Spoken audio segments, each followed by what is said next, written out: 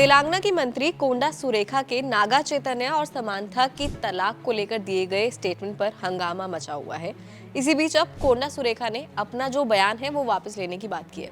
आपको बता देते हैं हुआ क्या था, कोंडा सुरेखा ने क्या स्टेटमेंट दिया था, आपको सब डिटेल में पता लगने वाला है। दरअसल तेलंगाना की मंत्री कोंडा सुरेखा ने बहुत ब्लंटली एक बात कही मीडिया के सामने, जिसमें उन्होंने एक्ट्रेस समांथा और नागा चैतन्य के डिवोर्स की वजह केटी रामा राव को बताया। क्यों?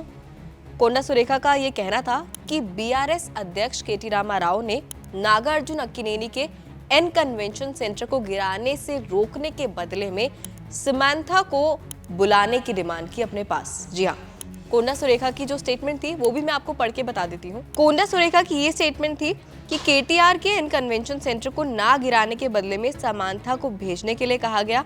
नागार्जुन ने समांथा को केटीआर के पास भेजने के लिए मजबूर भी किया, लेकिन उन्होंने मना कर दिया और इसी वजह से नागा चैतन्य और समांथा का डिवोर्स हो गया। इस पर कई तेलुगु स्टार्स ने अपनी आवाज भी उठाई। One of them is JR NTR। Junior NTR ने अपने एक्स अकाउंट पर स्टेटमेंट क्या लिखी, उन्होंने लिखा, कोंडा Surekha dragging personal lives into politics is a new law.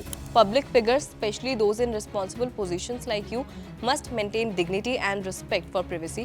It's disheartening to see baseless statements thrown around carelessly, especially about the film industry.